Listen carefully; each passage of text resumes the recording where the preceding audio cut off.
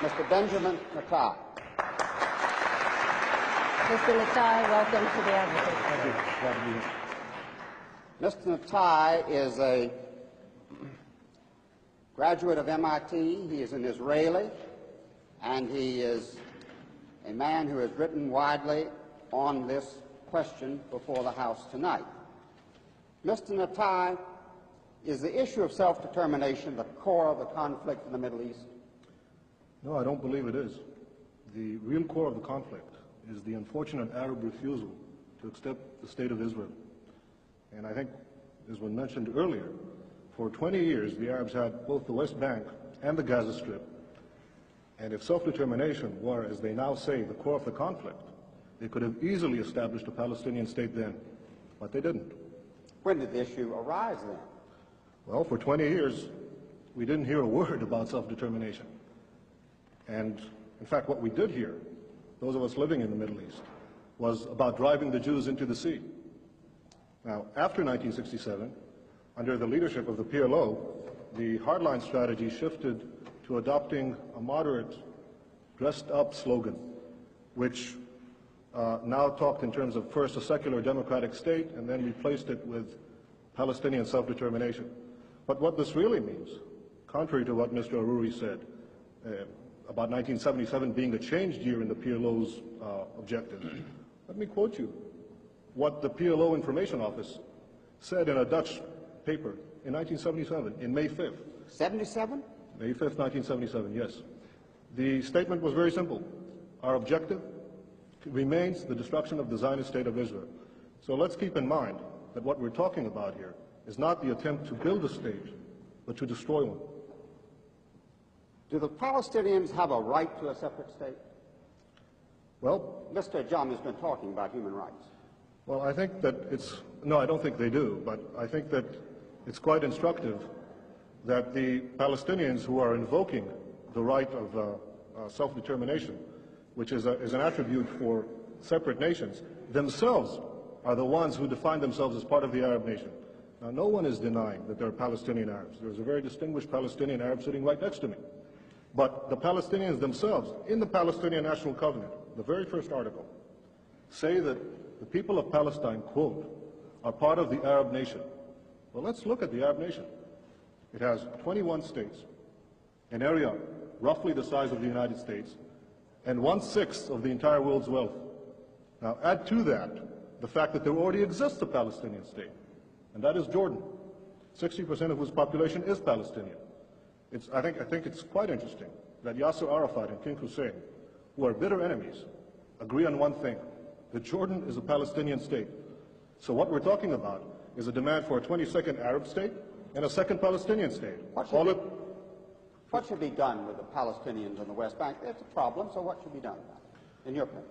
Well, I think that the Palestinians in the West Bank are going to be offered the full human rights, the full civil rights, as no Arabs are offered in the Middle East.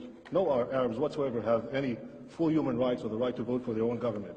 Those Arabs who lived in Israel in the pre-67 boundaries are the only Arabs in the Middle East who are offered that right, and I'm all in favor of having the same Arabs living in the West Bank and the Gaza Strip being offered such a right in the final peace agreement. Can we have peace in the Middle East? Yes, I sincerely hope so. Look, I'm 28 years old. I've had to defend my country in 2 wars and in many battles. Nobody wants peace more than Israel. But the stumbling block to the road for peace is this demand for a PLO state, which will mean more war, which will mean more violence in the Middle East. And I sincerely believe, if this demand is abandoned, we can have real and genuine peace. Thank you. Thank you, Mr. President. Mr. Natai, you've told everyone that the Palestinians on the West Bank and the Gaza Strip will enjoy full human rights. Could you tell me how that's compatible with the presence of Israeli forces in their midst? Well, the Arabs living now under the Arabs who lived in Israel, 400,000 of them, 400,000, between 1948 and 67, as I said earlier, certainly enjoy full human rights. And as I I'm said, not talking about the Arabs in Israel. I'm talking about the Arabs on the West Bank and the Gaza Strip. If you let me, I'll answer your question, Mr. Ajani, please. The Arabs living in Israel are the only ones who are entitled to vote for their governments, the only ones who have representative in a parliament in the entire Middle East. Now, it's true that the West Bank and the Gaza Strip are now undergoing a period of transition. In fact, no Arab government has been willing to negotiate so far about this period of transition.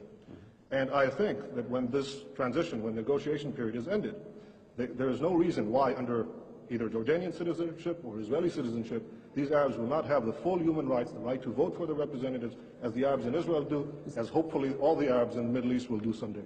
Mr. Natai, does the state of Israel itself accept that the people on the West Bank and the Gaza Strip have the right to vote on whatever future they choose? Well, Mr. Ajami, I just outlined that in the event that this negotiation process will continue, I'm sure that what we're talking about is in fact eventual citizenship of some kind, either Jordanian or Israeli or in any other arrangement in which these people will certainly vote. Mr. Natai, you've given yourself the right to determine that you are an Israeli, but you've also given yourself the right to negate the other entity, which I think is not somehow consistent with global practice at this time, is it?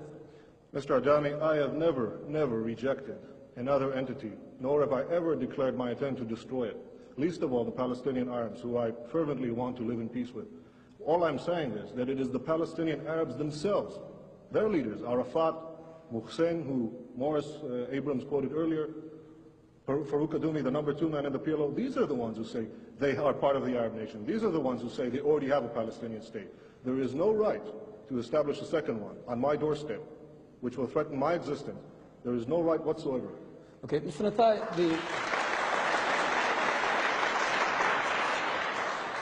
you seem like a very patriotic Israeli. Does not the fact of Israeli dependence upon the U.S.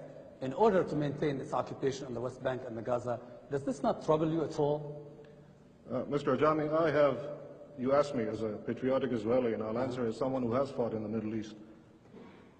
One of the things that I think is unique about Israel, in terms of all America's allies, is that it is perhaps the only one who has taken care of itself so far. And I would think that America, in fact, it's not a one-way street, Israel taking from the United States. Israel is giving the United States an extraordinary bargain in the Middle East. It's the one stable democratic ally which the United States can count on. Mr. Natai, inasmuch as you're a Zionist and are committed to a Jewish state, given the fact that demographic predictions tell us that there will be an Arab majority within the current borders of Israel, does this not challenge the foundations of the very state which you are committed to? I know of the latest population figures, that actually show a decrease in the Arab birth rate, particularly in the West Bank and the Gaza Strip, as a result of the higher education and the universal education for women that didn't exist prior to Israel, prior to 1967. Now, if you ask me, would I reject Palestinians or Arabs living in our midst? Ridiculous. Of course not. They're citizens of Israel. If they... No, I'm talking about the West Bank and Gaza. You see, we're still going back to the core of it. Yes, I agree. Whatever will be the final arrangement, these people should be free to multiply as they wish. I think that it is written in the Bible, multiply and be fruitful. I think these people should have that right. I'm not going to start enforcing a birth control program under any circumstance. Thank you. With that biblical injunction, I will turn to Mr. Abram. One more question to Mr. Natai. Mr. Natai, since the subject is what should the United States do, may I ask you if you could summarize why, in your opinion, the United States should oppose the creation of a PLO state? I think the United States should oppose the creation of a Palestinian state for several reasons. The first one being that it is unjust to demand the creation of a 22nd Arab state and a second Palestinian state at the expense of the only Jewish state. I think it also would defeat the hopes of those moderate Palestinians who genuinely want to reach a peace accommodation with Israel. Thank you. Mr. Jami, another question. Mr. Natai, as someone who would say that you believe in democracy, do you believe that Israel can continue as a garrison state and still remain a democratic state? Mr. Ajami, either you didn't hear what I said before, or for your benefit, I'll repeat it again. No, Israel does not intend to remain a garrison state. Israel wants to live in peace and wants to be secure. If that involves maintaining military guarantees, our own military guarantees against the destruction of people who surround us, yes, I believe we should fight for our survival. If I have to, I'll fight again, but I hope not to. Thank you. Thank you, Mr. Jami. Mr. Natai, thank you for joining us.